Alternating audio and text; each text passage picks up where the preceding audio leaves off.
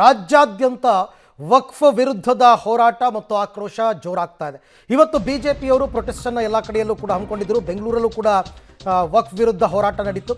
ಬೆಂಗಳೂರು ಸೇರಿದಂತೆ ರಾಜ್ಯಾದ್ಯಂತ ಬೀದಿಗಿಳಿದಿದೆ ಬಿಜೆಪಿ.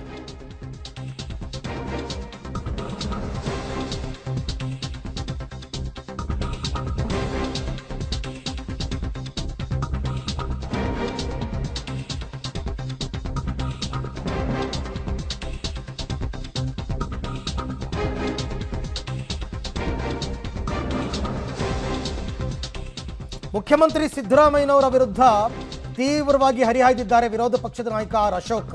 ಮುಖ್ಯಮಂತ್ರಿ ಬಡವರ ಪರ ಅಲ್ಲ, ಮುಖ್ಯಮಂತ್ರಿಗೆ ರಾಜ್ಯದ ಬಡವರ ಶಾಪ ತಟ್ಟಿದೆ, ನರಕ ಪ್ರಾಪ್ತಿಯಾಗುತ್ತೆ ಅಂತೆಲ್ಲ ತೀರಾ ಇಷ್ಟು ಕೆಳಮಟ್ಟಕ್ಕೆಲ್ಲ ಇಳಿದು ಮಾತನಾಡಬಾರ್ದು. ಆದರೂ ಅಶೋಕ್ ಅವರು ಈ ರೀತಿ ಟೀಕೆ ಮಾಡಿದ್ದಾರೆ. ಸಿದ್ದರಾಮಯ್ಯ ಯಾವ ಕಾರಣಕ್ಕೂ ಆತ ಬಡವರ ಪರ ಅಲ್ಲ, ರೈತರ ಜಮೀನಿಗೆ ಸಿದ್ದರಾಮಯ್ಯ ಕನ್ನ ಹಾಕಿದ್ದಾರೆ, ಹಾಗಾಗಿ ರೈತರ ಶಾಪ ತಟ್ಟಿದೆ ಸಿದ್ದರಾಮಯ್ಯನವರಿಗೆ, ಅವ್ರಿಗೆ ನರಕ ಪ್ರಾಪ್ತಿ ಆಗುತ್ತೆ ಅಂತೆಲ್ಲ ಒಂದಷ್ಟು ಇವತ್ತು ಮಾತನಾಡಿದ್ದಾರೆ. ರಾಜ್ಯದಲ್ಲಿ ಇವತ್ತು ಎಲ್ಲ ಜಮೀನುಗಳನ್ನ ರೈತರು ಕ್ಯೂ ನಿಂತ್ಕೊಂಡು ಹುಡುಕ್ತಾ ಇದ್ದಾರೆ. ನಮ್ಮ ಆಸ್ತಿಯಲ್ಲಿ ವಕ್ಫ್ ಬೋರ್ಡ್ ಔಟ್ ಇದೆಯೋ ಅಂತ. ಒಂಥರ ಇದು ಕ್ಯಾನ್ಸರ್ ಇದ್ದಂಗೆ. ಕರ್ನಾಟಕ ರಾಜ್ಯಕ್ಕೆ ವಕ್ಫ್ ಬೋರ್ಡ್ ಅನ್ನೋದು ಒಂದು ಕ್ಯಾನ್ಸರ್. ತಿಂದಾಕ್ಬಿಡುತ್ತೆ, ಒಳಗಡೆನೇ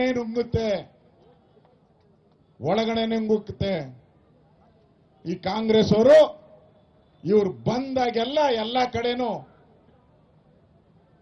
ಪಾಕಿಸ್ತಾನ ಮಾಡಕ್ಕೆ ಹೋಗ್ತಾರೆ, ಮಿನಿ ಪಾಕಿಸ್ತಾನಗಳು. ನಾನು ಕೇಳ್ತೀನಿ ಕಾಂಗ್ರೆಸ್ ಅವ್ರಿಗೆ, ಅವ್ರು ನಮ್ದು ವಕ್ಫ್ ಬೋರ್ಡ್ ನಮ್ದು, ವಿಧಾನಸೌಧ ನಮ್ದು, ಪಾರ್ಲಿಮೆಂಟ್ ನಮ್ದು, ಮೊನ್ನೆ ಹೇಳ್ದ ಅವನೋ ಲಾಲ್ಬಾಗ್ ನಮ್ದು ಅಂತಂದು. ಲಾಲ್ಬಾಗು ಅವ್ರದೇ ಅಂತೆ. ಇನ್ಯಾಕಪ್ಪ ಕಬ್ಬನ್ ಪಾರ್ಕ್ ಬಿಟ್ಟಿದ್ಯಾ, ಅದು ನಿಂದೆ ಅಂತ ಹೇಳ್ಬಿಡು. ಮಂತ್ರಾಲಯ ಸ್ವಾಮೀಜಿಗೆ ನಾನೇ ಕೊಟ್ಟಿದ್ದು ಅಂತಾರೆ.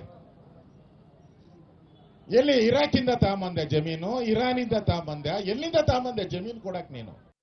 ರಾಜ್ಯಕ್ಕೆ ವಕ್ಫ್ ಬೋರ್ಡ್ ಕ್ಯಾನ್ಸರ್ ಇದ್ದಂತೆ, ಒಳೊಳಗೆ ತಿಂದು ಹಾಕುತ್ತೆ.